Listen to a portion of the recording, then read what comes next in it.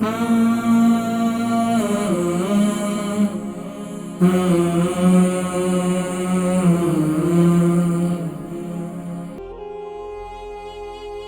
نے ایک گلاس پانی کے اندر ایک نیمبو نچوڑ کر آپ نے اسے پی جانا ہے، اور اس کے ساتھ آپ اگر ایک چمچ زیتون کا تیل بھی ڈال دیں تو سبحان اللہ اس سے بھی فائدہ ہوگا۔ لیکن ٹھنڈا پانی نہیں ہوگا، ٹھنڈا پانی نہیں ہونا چاہیے، روم ٹیمپریچر والا ہونا چاہیے، اگر نیم گرم بھی ہو تو کوئی مذائقہ نہیں ہے۔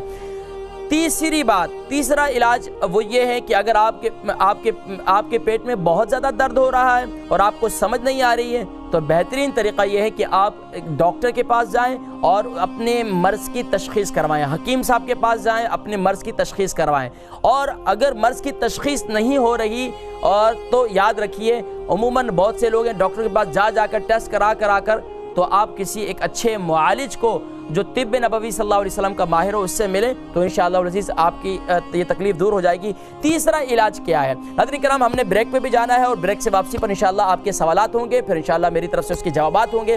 لیکن جاتے جاتے تیسرا جو عمل ہے وہ سبحان اللہ روحانی عمل میں بتلا رہا ہوں۔ یہ روحانی عمل ساتھ میں کریں کیونکہ سب سے کریم رب ہمارا جو ہے وہ اللہ ہے اور پیارے کریم آقا علیہ الصلوۃ والسلام کی ذات بابرکت ہے۔ تو سبحان اللہ اگر میں اور آپ اللہ کی بارگاہ میں دعا بھی کریں تو انشاءاللہ اس کی برکت سے بھی۔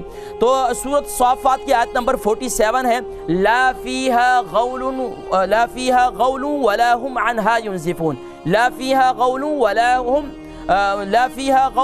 هم عنہا ينزفون، سورہ صافات آیت نمبر 47۔ اور اگر یہ بھی نہیں آپ کو ذہن میں آ رہی تو سورہ فیل کو پورا پڑھیں اول آخر درود شریف کے ساتھ جو ہے، تو انشاءاللہ تو اللہ تبارک و تعالی شفائے کلی نصیب فرمائیں۔